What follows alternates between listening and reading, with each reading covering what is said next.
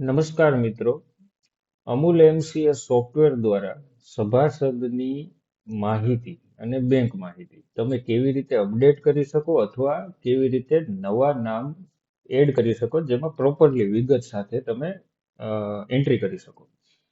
તો દરેક union wise અલગ અલગ પ્રોસેસ છે, પણ જે યુનિયનમાં અમૂલ સોફ્ટવેરમાંથી તમે જે સભાસદના નામની એન્ટ્રી કરો છો એ કેવી રીતે કરવાની છે.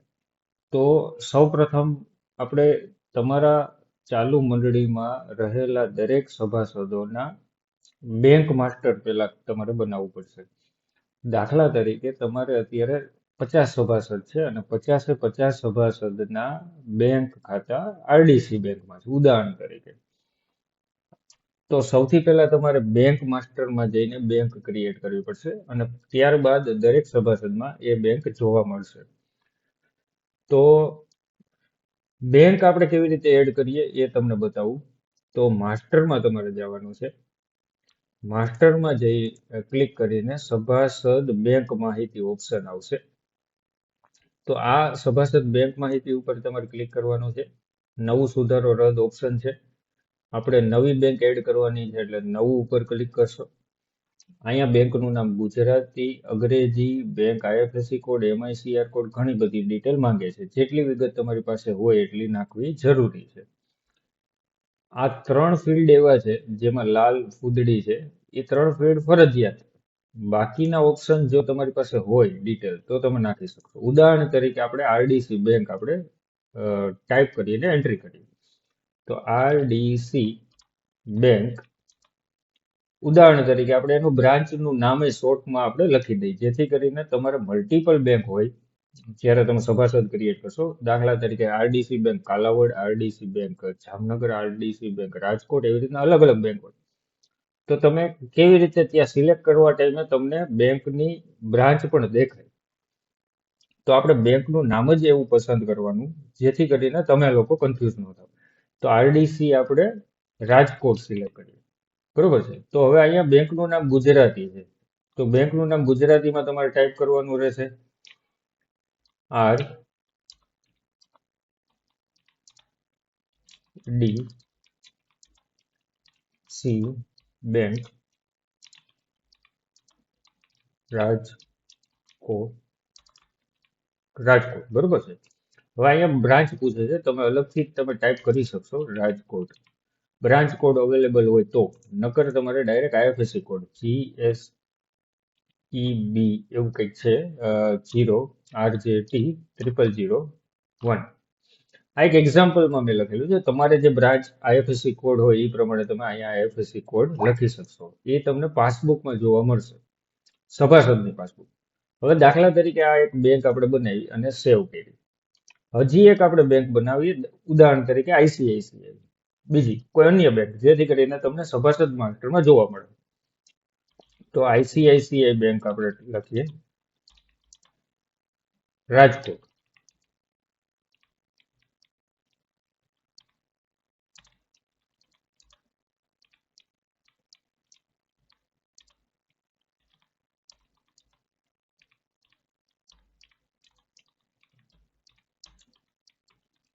આ રીતે ટાઈપ કર્યું. હવે એનો આઈએફએસસી કોડ આઈસીઆઈસી 0, પાંચમો કેરેક્ટર હંમેશા 0 હોય.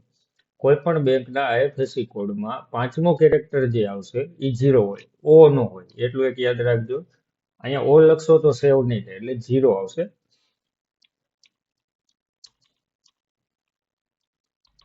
આ એક આપણે આઈએફએસસી કોડ આઈસીઆઈસીઆઈ નો કર્યો. જો આમાં એરર આવી, આમાં કંઈક મિસ્ટેક છે.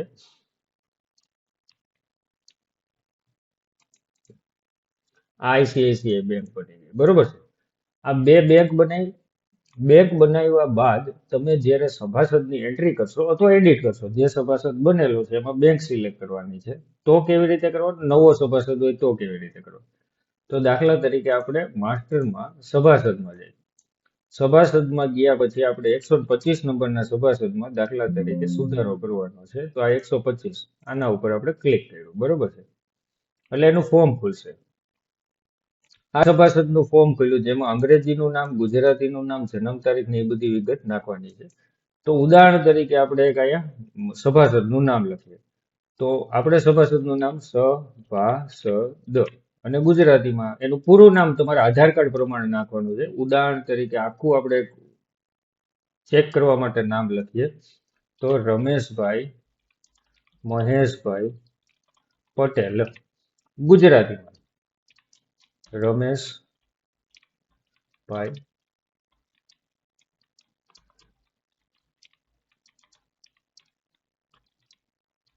આ નામ લખ્યું. હવે જન્મ તારીખ તમારી પાસે હોય તો જન્મ તારીખ, ઉંમર હોય તો ઉંમર, બે માંથી એક વસ્તુ તમારે ફરજિયાત લખવાની છે. આ તમે કરશો તો તમારે આગળ જતા એ ડેટા કામમાં આવશે. અહીંયા 60 વર્ષ કરી એટલે આજની તારીખ 60 વર્ષ પહેલાનું યર આવી જાય. જન્મ તારીખ હોય તો તમે જન્મ તારીખ સિલેક્ટ કરી શકો અથવા ટાઈપ કરી શકો.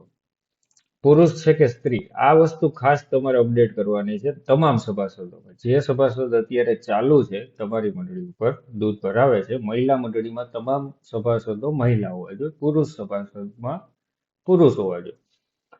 તો અહીંયા ઘણા લોકો નામ લખે છે મહિલાના પણ સિલેક્શન હોય પુરુષ. તો આ એક ખાસ યાદ કરું, તમે જ્યારે એન્ટ્રી કરો છો અથવા અપડેટ કરો છો નવા સભાસદ નાખો તો પુરુષ અથવા સ્ત્રી વ્યવસ્થિત રીતે તમે ટાઈપ અથવા સિલેક્શન કરતા રહેજો, જેથી કરીને તમારી મંડળીમાં કેટલા પુરુષ સભ્ય છે, કેટલા સ્ત્રી સભાસદો છે એની માહિતી તમને રિપોર્ટ દ્વારા મળી રહે. તો આ પુરુષ અથવા સ્ત્રી તમે ટાઈપ કરી શકો, સિલેક્ટ કરી શકો. એનું વૈવાહિક સ્થિતિ જે પણ હોય એ તમે સિલેક્ટ કરી શકો. એની ઉંમર તો આપણે જેમ વર્ષ અને ઉંમર મેં તમને કીધી એ રીતે. જ્ઞાતિ, તો જ્ઞાતિમાં તમે એસસી, ઓબીસી, એસટી, જનરલ કે અન્ય જે પણ લાગુ પડતું હોય એ તમે સિલેક્ટ કરી શકો. વ્યવસાય, તો ખેડૂત, વેપારી, વિદ્યાર્થી, પશુપાલક જે છે તે તમે સિલેક્ટ કરી શકો. શિક્ષિત છે તો હા, સભાસદ છે હા, રસોઈ ગેસ છે હોય તો હા, નકર આ ટીક નહીં કરો. હવે જોડાયા તારીખ, આ જોડાયા તારીખ એટલે મંડળીમાં સભાસદ કઈ તારીખે જોડાણા, જો તમારી પાસે એ ડેટા હોય તો નાખી દેવાનો અથવા આ ડેટા એમનેમ રાખવાનો. લાયકાત એટલે ભણતર શું છે, 10, 12 પાસ જે પણ હોય. હવે દૂધ, તો આ સભાસદ પાસે પ્રાઇમરી દૂધ કયું છે, એની પાસે જનરલી ભેંસ છે કે ગાય છે કે બે છે. જો બે હોય તો ગમે તે એક સિલેક્ટ કરો, અથવા ખાલી ભેંસ છે તો ભેંસ સિલેક્ટ કરો. પછી ભલે ઇન ફ્યુચરમાં ગાયનું દૂધ ભરાવશે તો લઈ શકાશે, પણ એની પાસે દૂધ કયું છે જનરલી. અહીંયા એનો આધાર કાર્ડ નંબર ફરજિયાત તમે નાખો. શેર સભાસદ નંબર, અહીંયા ECS કોડની આપણે અત્યારે જરૂર નથી, શેપની પણ જરૂર નથી. હવે આવ્યા આપણે અન્ય વિગતમાં બાજુમાં. તો અન્ય વિગતમાં અહીંયા જે તમે સભાસદ લખ્યા છે આ સભાસદ, એના વારસદારનું નામ લખવાનું છે. તો દાખલા તરીકે આના ફાધરનું જ આપણે વારસદાર તરીકે રમેશભાઈ મહેશભાઈ પટેલ છે તો એના વારસદાર આપણે ઉદાહરણ તરીકે મહેશભાઈ પટેલ લખ્યું, અથવા એમના વાઇફ હોય કે જે હોય. તો હવે સંબંધમાં પિતા પત્ની શું છે, તો ભાઈ એના પિતા છે, પિતા.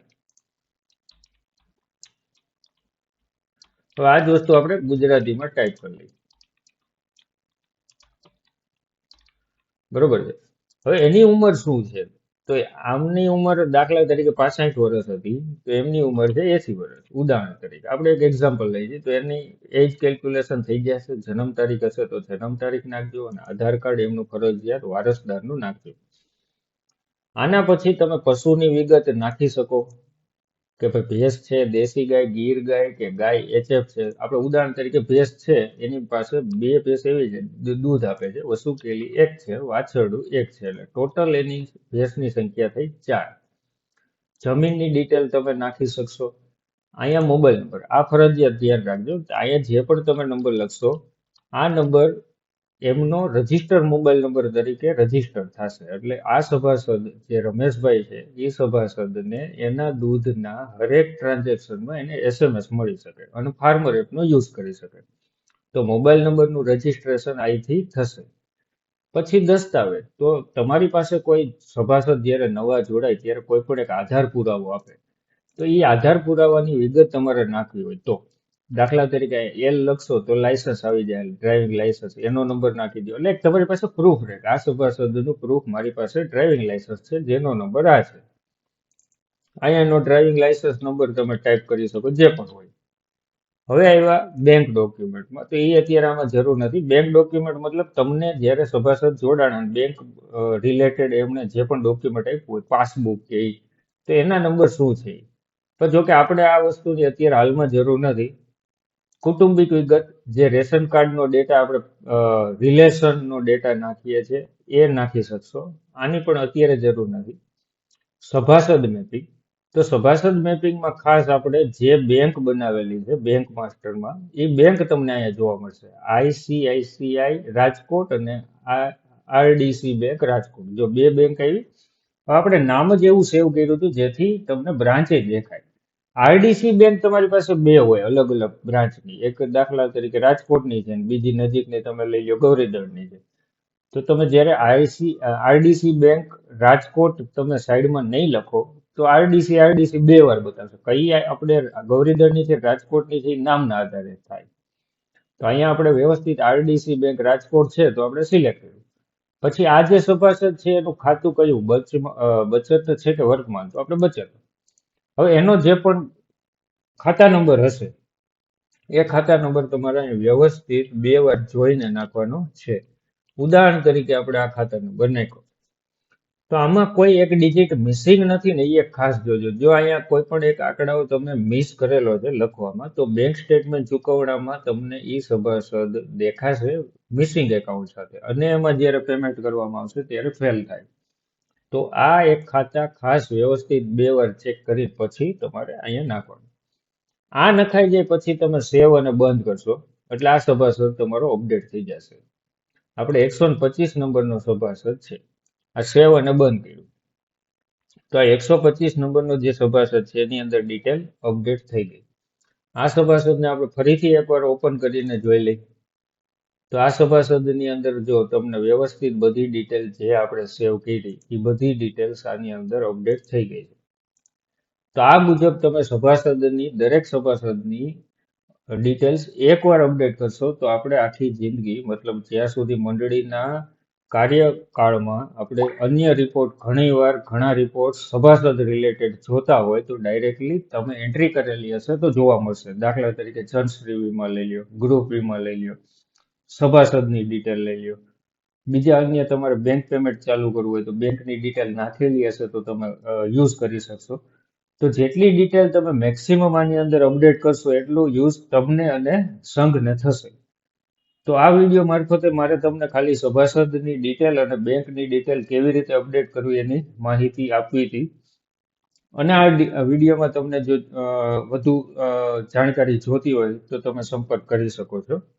આભાર.